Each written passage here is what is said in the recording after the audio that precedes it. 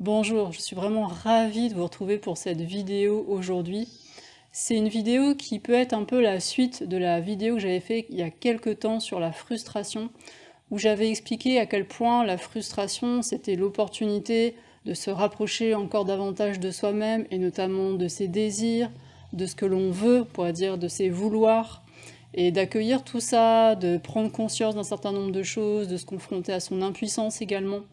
Et je sais que quand on entend ce genre de discours, ce genre de partage, on peut rapidement se dire ah ok, très bien, j'accueille mes désirs, j'accueille et je questionne ce que je veux, mes vouloirs, pour garder s'ils sont au service de la vie.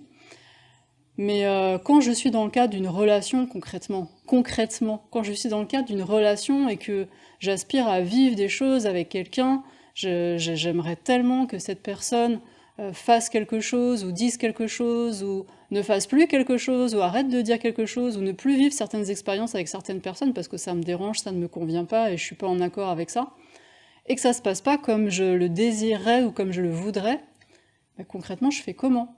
Parce que là c'est pas que moi, je suis dans la relation avec quelqu'un d'autre, donc comment je gère quand dans ma frustration il y a quelqu'un qui est impliqué? Alors je vous propose de regarder ça ensemble aujourd'hui.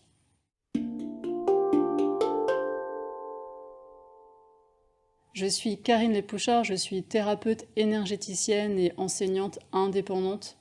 Aujourd'hui, je vais vous parler de différentes clés pour mieux vivre la frustration dans le cadre d'une relation. Alors, je ne vais pas reprendre tout ce que j'ai dit dans cette précédente vidéo, je vous mets le lien si vous regardez cette vidéo sur YouTube pour que vous puissiez aller la voir si jamais c'est une thématique qui vous parle bien et que vous ne l'avez pas encore vue. Donc je ne vais pas revenir sur le fait que la frustration, c'est une émotion. Et donc, comme toute émotion, elle apporte des informations qui sont précieuses et qui sont importantes pour soi-même, pour se rapprocher de soi-même. Et je ne vais pas revenir non plus sur le fait que la frustration, forcément, nous confronte à nos désirs, nous confronte à ce que l'on veut, et que c'est l'occasion d'accueillir et de prendre conscience d'un certain nombre de choses par rapport à tout ça. Donc concrètement, quand je suis dans le cadre d'une relation et que ça ne se passe pas comme je le désire ou comme je le veux, qu'est-ce que je fais? Concrètement, qu'est-ce que je fais? Quelles sont les clés et quelles sont les possibilités? Le premier point que je ne vais pas développer parce que j'en ai largement parlé dans cette précédente vidéo, c'est déjà d'identifier précisément et le plus concrètement possible qu'est-ce que je désire, qu'est-ce que je veux. Et vraiment de discerner si c'est de l'ordre du désir ou du vouloir, de la volonté, et d'être vraiment au plus près de ce désir ou de cette volonté, et de l'accueillir sans le juger. Ça, vraiment, c'est le premier point. Je ne le détaille pas, j'en ai déjà abondamment parlé, mais c'est vraiment le premier point qui est super important. Le deuxième point qui est valable, que ce soit dans le cadre d'une relation ou en dehors d'une cadre d'une relation, quand je suis frustrée, le deuxième point qui est super important, c'est vraiment de prendre le temps d'accueillir dans mon corps, en étant présente à mes points d'appui, à ma respiration, qu'est-ce que ça me fait dans mes ressentis physiques, émotionnels, au niveau mental, qu'est-ce que ça me fait profondément de vivre cette frustration. Et ça, c'est le deuxième point qui est essentiel, vraiment d'accueillir en profondeur, dans mon corps, quand je me sens frustrée, où ça se passe. Où est-ce que ça se tire, où est-ce que ça tiraille, où est-ce que ça se contracte. Qu'est-ce qui se passe là concrètement dans mon corps quand je suis reliée à cette sensation de frustration. Le troisième point, il n'est pas forcément si évident que ça. J'en ai déjà parlé aussi dans la précédente vidéo, je vais quand même en redire deux mots ici. C'est de questionner ce que je veux pour ressentir, observer et percevoir si ce que je veux, est-ce que c'est vraiment au service de la vie. D'abord de la vie en moi, de ma santé, de mon équilibre, de mon bonheur. Voilà, est-ce que je sens que ce que je veux, c'est au service de tout ça? Est-ce que ce que je veux, c'est au service de la vie aussi de l'autre, de la relation, de la communauté? Donc en fonction de la situation, il y a à observer et il y a à ressentir.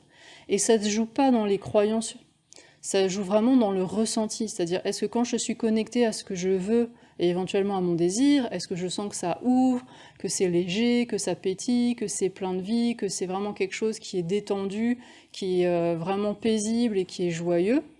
Ou est-ce que quand je suis reliée à ce que je veux, éventuellement à mon désir, est-ce que je sens que ça génère de la contraction, que ça se crispe, que ça se ferme, qu'il y a des choses qui sont inconfortables dans mon corps, au niveau émotionnel, qu'est-ce que ça raconte dans mon mental. Voilà, et donc ça, c'est à observer, c'est à ressentir. C'est pas juste un raisonnement. C'est vraiment quelque chose qui se passe dans les ressentis, dans le corps, dans l'émotionnel et dans la conscience. Et ce qui est vraiment intéressant, c'est que j'ai observé que quand je ressens qu'un désir ou ce que je veux me semble pas au service de la vie, et que je fais ce travail d'introspection, d'accueil, d'acceptation, de pardon quand c'est nécessaire, et que je retrouve un espace de gratitude, alors mes désirs et ce que je veux, ça peut se transformer.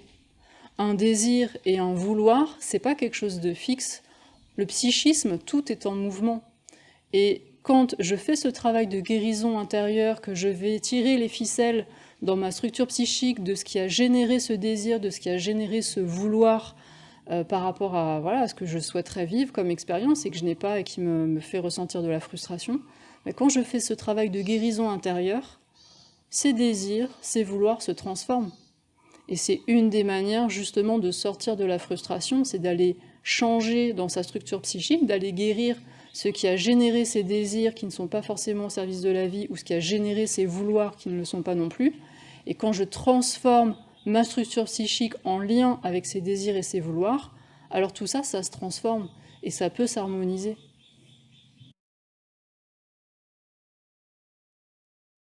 Et cette quatrième étape, où je vais enfin me sentir prête à aller vers l'autre et à m'exprimer et à partager vers l'autre dans la relation, cette quatrième étape, pour moi, elle vient vraiment après les trois précédentes. C'est-à-dire que si je vais comme ça de but en blanc aller revendiquer, aller réclamer ou aller me plaindre vers l'autre parce que je n'ai pas ce que je veux, je n'ai pas ce que je désire, j'arrive pas à partager cette expérience qui me tient tellement à cœur, si j'y vais comme ça directement, alors j'ai toutes les chances que ça se passe pas très bien dans la communication. Parce que pour que ça se passe bien dans la communication, il y a besoin déjà de ne plus être en réaction, donc d'avoir accueilli un certain nombre de choses en soi-même pour retrouver un espace qui est plus ouvert, qui est plus apaisé et qui est plus tranquille. Il y a besoin d'avoir identifié un certain nombre de choses sur mes croyances, mon passé, et qu'est-ce qui se joue pour moi dans ce désir ou dans ce vouloir, et pourquoi ça m'active autant, et pourquoi le fait d'être frustré par rapport à ce désir, à ce vouloir, c'est si douloureux.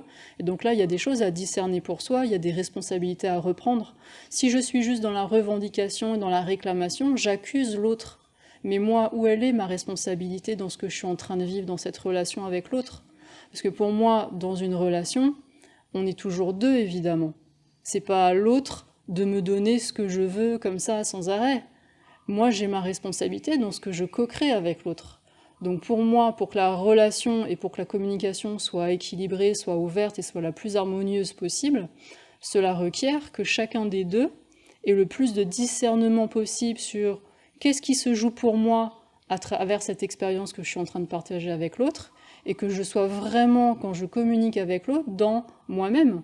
Donc qu'est-ce que je ressens? Donc qu'est-ce qui se joue pour moi? Pourquoi c'est important? Pourquoi c'est douloureux? Quelles sont les thématiques, les dossiers, entre guillemets, sous-jacents de mon histoire que je suis en train de me rejouer à travers cette expérience de frustration avec l'autre?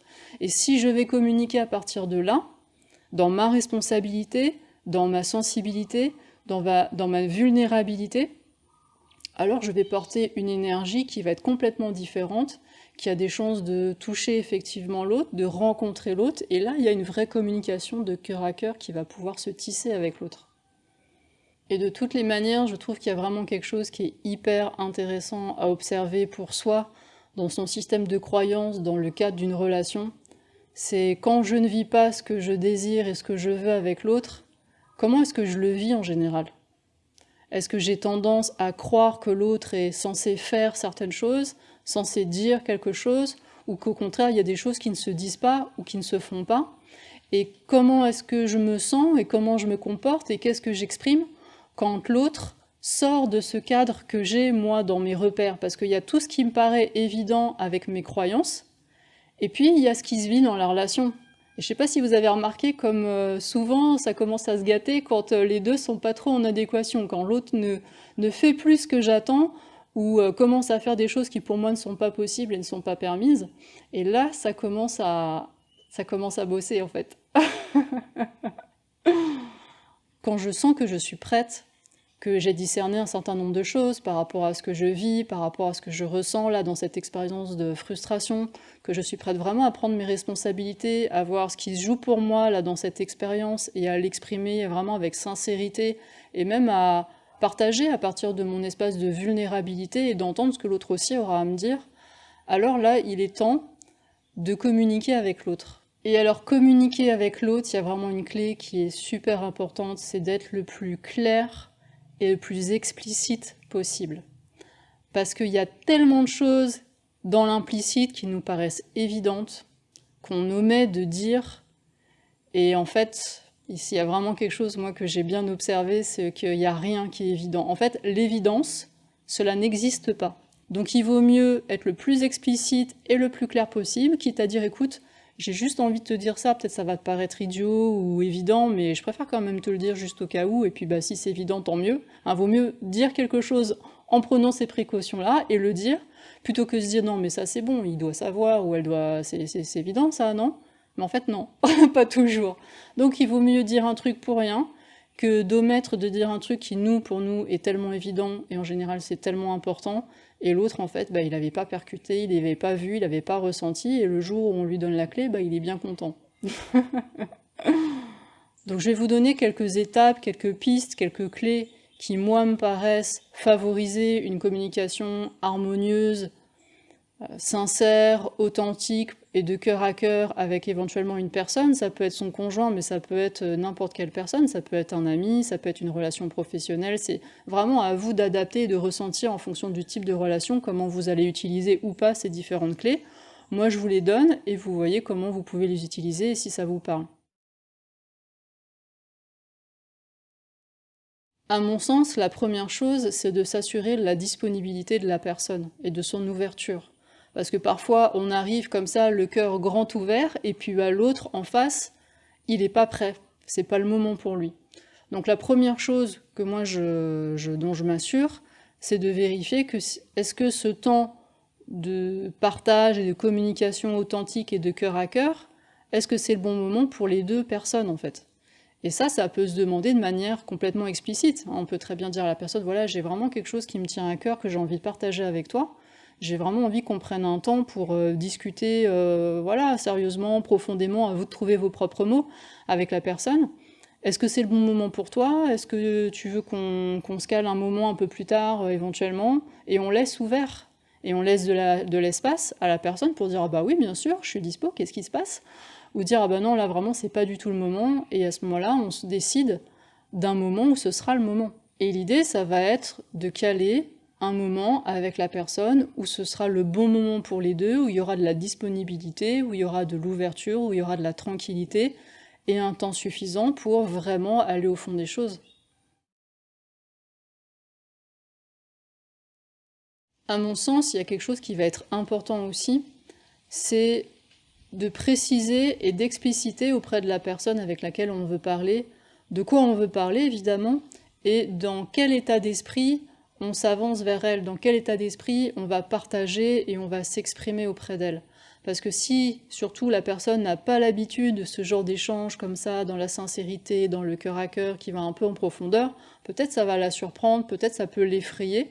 Donc il y a à prendre la mesure que ce genre d'échange, c'est pas forcément habituel pour tout le monde, et il y a à prendre soin de la relation, il y a à prendre soin de l'autre aussi. Et c'est aussi pour ça qu'on a besoin soi-même d'accueillir sa propre frustration, un certain nombre de choses en amont, parce que si on vient déjà soi-même en réaction, énervé, en colère, on ne va pas prendre soin de la relation et peut-être de la non-habitude de l'autre d'avoir ce genre de communication un peu profonde. Donc je vais vers l'autre, moi-même en étant déjà apaisée parce que j'ai pris soin de moi, je me suis accueillie et j'ai fait mes processus en amont. Et donc quand je vais vers l'autre, je prends soin de l'autre. Je lui explique de quoi j'ai envie de lui parler, mais je le fais avec des mots qui ne vont pas l'effrayer, qui vont plutôt susciter sa curiosité et sa bienveillance. Et donc concernant l'état d'esprit, je vais lui dire, écoute, j'ai envie de te parler de tel sujet, mais j'ai vraiment envie de te parler de moi, j'ai vraiment envie de te partager ce que moi je ressens en fait quand on partage peut-être cette expérience, ou quand j'ai envie de ça avec toi, ou j'ai plus envie qu'il se passe ça avec toi, etc. Vraiment de dire qu'est-ce que ça fait pour soi. Et plus je vais pouvoir le dire tranquillement, et plus je vais pouvoir le dire à partir de ma propre énergie et de qui je suis, sans à aucun moment blâmer l'autre, l'accuser, être dans la revendication ou quoi que ce soit, bah l'autre il va le sentir. Et donc ce que j'offre à l'autre à ce moment-là, c'est un aperçu de qui je suis, de ce que je vis, de quelle est l'histoire que je porte. Et en général, quand l'autre a vraiment un amour sincère pour moi, et ça peut être un amour d'amoureux, mais ça peut être un amour amical, ça peut être, il y a plein de sortes d'amour. Donc si c'est vraiment une relation, en tout cas d'amour au sens large, sincère, bienveillante, bah l'autre il va être curieux, il va être touché aussi de la confiance que je lui porte, parce que pour pouvoir exprimer qui je suis, parler de mes blessures, parler de mon histoire, parler de mes ressentis authentiques, il n'y a pas beaucoup de personnes qui font ça en général dans les relations, donc ça demande de la confiance dans l'autre de pouvoir le faire, et souvent dans ce que j'ai observé, quand la relation est vraiment basée dans cette sincérité, dans cette bienveillance, chacun est touché. Chacun est touché qu'on puisse s'exprimer comme ça de manière authentique, et de la confiance que ça suppose de pouvoir le faire. On peut aussi éventuellement, si l'autre n'a pas l'habitude de ce genre d'échange, dire écoute, j'ai un certain nombre de choses à te dire, de te partager de ce que je ressens en ce moment par rapport à ce qu'on vit, et on peut aller plus ou moins loin dans l'explication. Et on peut être dans sa vulnérabilité, on peut lui dire écoute, c'est vraiment pas facile pour moi de te dire tout ça, ça me remue plein de choses, c'est pas évident, mais j'ai vraiment envie de te le dire. Est-ce que tu serais d'accord pour m'aider? Et ce serait vraiment de m'écouter jusqu'au bout, ça me soutiendrait vraiment. Et puis après, bah, si toi, tu as envie de me partager comment c'est pour toi, si tu as des questions, si tu as envie d'échanger, ce sera avec grand plaisir, que ce soit dans la foulée ou une autre fois. Mais voilà, j'ai vraiment besoin là d'un temps d'écoute, et est-ce que ce serait ok pour toi? Vous voyez, tout ça, ça peut se dire avec beaucoup d'amour, de délicatesse et d'attention aussi pour la sensibilité de l'autre. Il va y avoir ce moment où on va devoir entrer dans le vif du sujet. Donc là, après, ça dépend de ce qui a causé la frustration. Ça peut être le fait qu'il ne se passe plus quelque chose dans la relation, ou qu'au contraire, il se mette à se passer quelque chose dans la relation et c'est pas ok pour soi. Peut-être que l'autre a dit quelque chose, ou que l'autre a fait quelque chose, ou n'a pas dit, ou n'a pas fait. Enfin bref, vous voyez ce que je veux dire. Donc vous commencez par ces faits. Qu'est-ce que concrètement, quels sont les faits objectifs qui vous ont provoqué de la frustration pour vous? Et avec ces faits, vous enchaînez sur comment vous vous sentez. Voilà, quand tu as dit ça, vraiment, je me suis sentie, et on y va et on dit comment on s'est senti. Et on peut tout de suite préciser, puisque ça en général, ça va être un ressenti qui n'est pas confortable, et l'autre risque de culpabiliser. Et donc on peut enchaîner, surtout si on a fait ce processus d'introspection, on peut enchaîner en disant « Et surtout, je te dis pas ça pour te culpabiliser ou quoi que ce soit, je te parle vraiment de moi, parce que je sais que dans mon histoire, peut-être j'ai déjà vécu ce genre de choses, donc ça me renvoie à telle ou telle chose. » Et là, on peut y aller.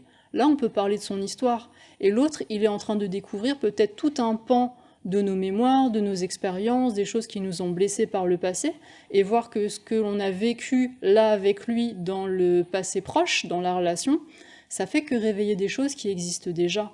Et plus on est dans cette énergie de partage, d'authenticité, et qu'on n'est vraiment pas dans la réclamation, dans l'accusation et dans le blâme, l'autre, une fois de plus, le sent, et vraiment ça ouvre des espaces. Parce que si on est seulement dans le blâme, « Oh, je t'ai déjà dit d'arrêter de faire ça », ou « je t'ai déjà demandé X fois de faire ci », mais qu'on n'a pas dit comment on se sentait, qu'on n'a pas exprimé qu'est-ce qui se jouait pour nous de notre histoire, de nos blessures, etc., qu'on n'a pas rencontré profondément chacun, on ne s'est pas rencontré dans la relation, dans les enjeux de ce qui se joue à travers cette petite expérience qui peut être anodine, peut-être pour l'un des deux, mais pour l'autre qui vit la frustration, c'est pas anodin du tout. Et donc tant qu'on n'a pas exprimé profondément les choses, mais l'autre il peut pas se rendre compte, il peut pas mesurer ce qui joue pour soi. Donc s'il y a vraiment cette envie et cet élan de se rencontrer profondément, alors ce genre de communication, mais ça ouvre des espaces qui sont précieux, parce qu'enfin on comprend, enfin on est touché. Et quand on comprend et qu'on est touché de cette manière-là, de ce qui joue pour l'autre, et qu'un autre qu'on aime, alors on en tient compte évidemment. Évidemment qu'on a envie qu'il soit heureux, on a envie que sa vie soit belle, et on va faire ce qu'on peut, dans la mesure de ses limites, évidemment, évidemment. Mais on va quand même, en général, essayer de mettre en œuvre ce qu'on peut pour faire la vie belle aux personnes que l'on aime, au sens large. Hein. Encore une fois, c'est pas juste dans les relations amoureuses, je parle aussi des amis, etc. Quand je sais que c'est ça qui se joue pour l'autre, je dis « Ah ouais, je comprends mieux. Je comprends mieux pourquoi tu pètes un câble à chaque fois que je te dis ça. »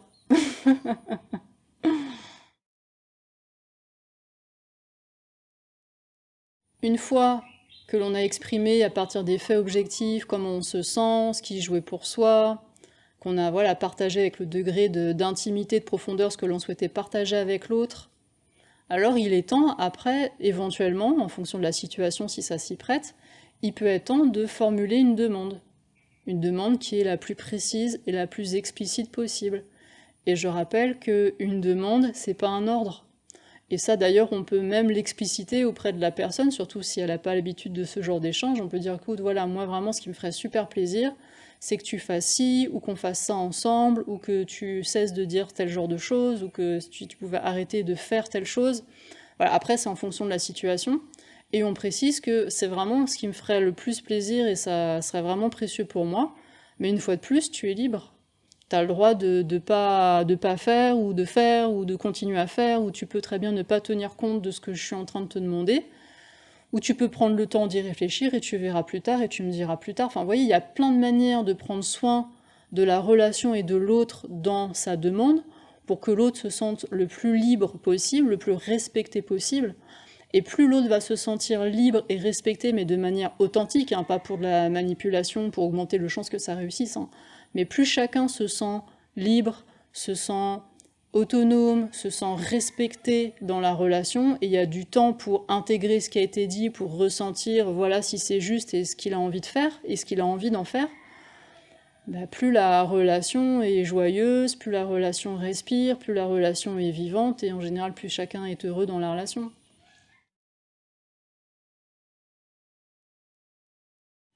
Dans le cas d'une relation, le maximum que l'on puisse faire, c'est d'incarner soi-même l'état d'esprit, la posture que l'on souhaiterait partager avec l'autre dans la relation. Donc on peut soi-même laisser un maximum d'espace, de respiration, d'accueil, prendre soin vraiment de l'autre le plus qu'on peut dans la relation. Je vous rappelle qu'on prend d'abord soin de soi, évidemment, hein, y compris dans les relations. Donc on peut incarner ça et vraiment montrer et être dans l'exemplarité de ça, parce que c'est ça qu'on souhaite vivre, et c'est ça qu'on porte, et c'est ça qu'on est, et c'est vraiment ça qu'on a à cœur de partager avec l'autre, et on sait que c'est comme ça que la relation est goûteuse et joyeuse, et c'est comme ça qu'on a envie de la vivre. Mais après, justement, comme l'autre est libre, on sait qu'il n'y a aucune garantie que ça marche, et que ça se passe comme on le désirait ou comme on le voudrait. Donc après toutes ces étapes, et peut-être après des fois plusieurs fois d'expression, de partage, etc., mais tout est possible, on peut déjà ne jamais réussir à obtenir un moment de disponibilité de l'autre. Peut-être que l'autre ne sera jamais disponible pour avoir un échange de cœur à cœur. Peut-être que l'autre sera disponible, concrètement il va être là, mais est-ce qu'il va vraiment nous écouter? Est-ce qu'il ne sera pas en train de penser à autre chose? Est-ce qu'il va nous laisser l'espace? Est-ce qu'il va vraiment se relier à ce que nous exprimons de cœur à cœur? Est-ce qu'il va vraiment se relier à ce que nous ressentons? Est-ce que ça va lui parler? Est-ce qu'il va être réellement à l'écoute? Ou est-ce qu'il va être sans arrêt en train de projeter ses propres choses, en train de culpabiliser, etc. Et ça, on ne sait pas. Et on ne peut pas savoir tant qu'on n'a pas vécu, et tant qu'on n'a pas essayé, et clairement, il y a plein d'écueils, et je dis pas que c'est facile du tout, mais en tout cas, c'est un chemin qui est ouvert, et qui est possible, et qui nécessite que au moins l'un des deux dans la relation en soit conscient et le porte.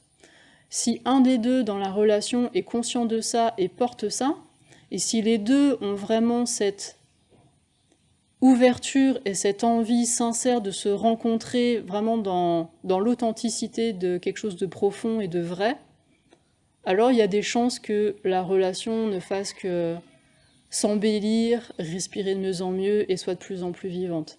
Mais après, si un des deux, à tout moment, sort de cet état d'esprit, de cette posture, si ça ne l'intéresse pas, si c'est pas ouvert pour lui, si c'est pas son truc, eh ben il a le droit. Et il n'y a pas à le juger. Et donc là, il y a vraiment quelque chose qui, je sais, travaille beaucoup de personnes vraiment dans les tripes et qui sont pas évidentes, c'est comment je fais quand j'ai vraiment la sensation d'avoir fait tout ce que je pouvais, d'avoir communiqué de manière la plus authentique, la plus bienveillante, que j'ai mis tout ça en place et que j'y arrive pas. Et là, il y a plusieurs possibilités. Une possibilité, si on sent que c'est pas complètement bloqué, bah, c'est de continuer à partager, à ouvrir, à exprimer, à dialoguer, et voilà, de continuer à œuvrer dans ce sens-là pour une relation plus vivante avec l'autre.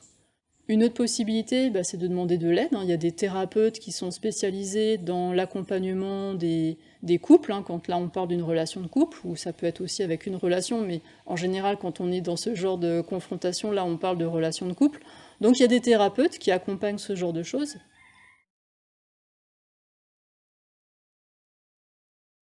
Et puis au bout d'un moment, à force peut-être d'être confronté à quelqu'un qui ne percute pas, qui n'est pas ouvert, ou peut-être qui dans les paroles semble dire oui oui, semble comprendre, semble entendre, et puis en fait dans les actions ça suit pas, ça aussi c'est une possibilité, hein, de bien discerner entre ce que l'autre me dit et puis ce qui concrètement manifeste dans ses comportements, dans ses actions, et des fois il y a une dissonance entre les deux et c'est vraiment observé aussi. Bref, en tout cas, si moi je continue à me sentir frustrée et qu'après un temps je sens que ça n'avance pas, que c'est bloqué et que je me sens vraiment pas bien, alors pour moi vient le temps du positionnement. Le positionnement, ça veut dire quoi? Ça veut dire qu'est-ce que je fais passer en premier? Et là, c'est la grande question des loyautés. À qui, à quoi est-ce que je vais être la plus loyale? Est-ce que je vais être loyale d'abord à moi-même, à mes besoins, à mes valeurs, à mes limites, à ce qui est important pour moi? Est-ce que je vais faire passer l'autre avant moi, la relation avant moi, un groupe familial avant moi, d'autres croyances, des choses qui, voilà, me paraissent importantes entre ce qui se fait, ce qui se fait pas, etc. Qu'est-ce que je fais passer en premier? Et là, il y a un moment donné, pour moi, quand vraiment c'est bloqué, c'est fermé, on a dialogué, on a la sensation d'avoir fait tout ce qu'on pouvait, il n'est pas possible de demander une aide, un médiateur extérieur parce que peut-être l'autre ne veut pas. Bref, on a l'impression d'avoir tout essayé et c'est bloqué et ça fonctionne pas. Alors il y a un moment donné, pour moi, il va falloir se positionner. Et ça, c'est un moment qui est compliqué, je sais bien, pour beaucoup de personnes, parce qu'au moment du positionnement, ça veut dire du moment où je vais me refaire passer moi en premier, où je vais d'abord décider que mes besoins sont importants, que mes valeurs, mes limites sont à respecter et que moi je dois les entendre d'abord en premier. Comment est-ce que je vais prendre soin de ça? Et là, ça confronte à des peurs, parce que peut-être là, il y a des croyances à aller regarder sur c'est être égoïste de se faire passer en premier, ça se fait pas. Il faut être généreux, il faut faire passer les autres, ou peut-être qu'on a peur de perdre la relation, hein, parce qu'on a peur d'une séparation d'avec l'autre, peut-être qu'il y a des enjeux familiaux, peut-être qu'il y a des enfants, il y a tout un tas de choses qui sont compliquées, et ça peut s'entendre évidemment. Donc là, il y a tout un tas de paramètres, de facteurs qui sont à observer, qui sont à ressentir vraiment dans la justesse pour soi, mais justement, et d'abord pour soi. Et de quoi est-ce que je vais prendre soin en premier? Et peut-être que pour prendre soin de moi, j'ai besoin de prendre soin du groupe de la famille, parce que c'est ce qui est plus important pour moi. Peut-être que pour prendre soin de moi, je vais devoir me séparer des personnes de la famille, parce que vraiment j'en peux plus, et j'ai besoin de peut-être de remettre quelque chose de l'ordre de l'intégrité d'abord pour moi, pour que cette famille ait du sens. Mais il n'y a rien qui est décidé d'avance, il n'y a aucune décision qui est claire et qui marche à tous les coups pour tout le monde dans tous les cas. C'est vraiment dans l'instant de sentir voilà quels sont les différents paramètres, voilà quels sont mes besoins, voilà où j'en suis, voilà ce qui a déjà été fait, voilà ce que je ressens, et comment est-ce que je me positionne. Et une fois que je me suis positionnée, comment je vais mettre en parole et en action ce positionnement, c'est-à-dire quelles sont les conséquences de ce positionnement, parce que c'est bien beau de dire bon bah voilà mon positionnement c'est ça, oui mais concrètement qu'est-ce que tu vas exprimer à l'autre ou aux autres qui sont impliqués dans la situation? Concrètement tu vas faire quoi? Est-ce que tu vas continuer cette relation ou pas? Comment tu vas te placer? Et ça c'est vraiment des choses qui sont pas faciles. Quand on vit des frustrations, il y a des moments où on va se retrouver confronté à ça. Et ça, c'est vraiment des belles occasions de croissance, parce que ce sont des occasions pour reprendre son pouvoir personnel et replacer ses priorités dans un sens qui respecte enfin la vie en soi. Et dans le positionnement par rapport aux autres, par rapport au fait d'être égoïste, qui va prendre soin de moi Si moi je ne le fais pas en premier, qui va prendre soin de moi? Est-ce que j'attends des uns et des autres qui prennent soin de moi, qui soient gentils avec moi, qui soient tendres, qui me donnent de l'amour? Si moi je ne le fais pas en premier, qui va le faire? Qui est au courant de qui je suis, de quels sont mes besoins, de quelles sont mes limites, de ce que je ressens? Qui est la personne la plus au courant de tout ça? Qui est la personne la mieux placée pour ressentir tout ça? C'est moi, évidemment. Donc si moi je ne prends pas soin de ce que je ressens, de mes besoins, qui va le faire? Et si moi je me sens mal, je me sens fatiguée, voire épuisée, peut-être au bord du burn-out, parce que j'en peux plus tellement je ne prends pas soin de moi et j'ai la sensation que personne prend soin de moi et j'en peux plus, parce que tellement j'ai des manques et des frustrations et tellement j'ai dépassé mes limites depuis tellement longtemps. Comment je vais prendre soin des autres dans un état pareil? Avec quelle énergie? Comment je vais rentrer en relation avec les personnes de mon entourage et les personnes que j'aime? Est-ce que je vais rentrer en relation vers ces personnes à partir de mes frustrations, de mes manques, de mes vouloirs, à partir des réprimandes, des réclamations, des revendications, des culpabilisations?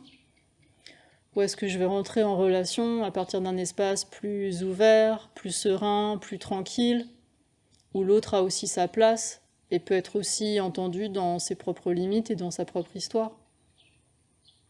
Et ça, je ne peux lui offrir que si moi-même je me suis accueillie et si moi-même je suis en contact de ma propre histoire.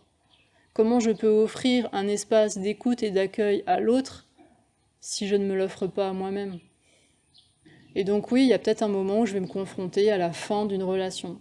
Ça peut être la fin d'une relation de couple, la fin d'une relation amicale, la fin d'une relation professionnelle. Parce que je ne sais pas si vous avez remarqué, mais beaucoup de choses dans ce monde ont un début et ont une fin. Et les relations, comme beaucoup de choses, ont un début et peuvent avoir une fin. Et ça peut être aussi l'occasion de se confronter à l'impermanence des choses, au fait de se retrouver seul à la fin, au fait d'accueillir la fin des choses, de faire un deuil. Et ça aussi, ce sont des processus qui s'apprennent et qui sont particulièrement enrichissants et qui font que l'on grandit et qu'on gagne en maturité avec soi-même. Voilà ce que j'avais envie de partager avec vous sur la frustration dans le cadre des relations.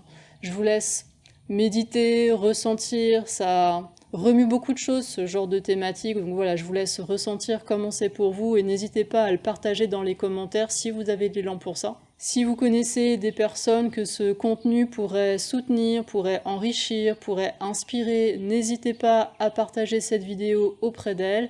Et de manière générale, si vous avez envie de soutenir la diffusion de cette vidéo, pensez à la partager et à la liker. Je vous dis à très bientôt pour une prochaine vidéo. Je vous embrasse. Bye bye.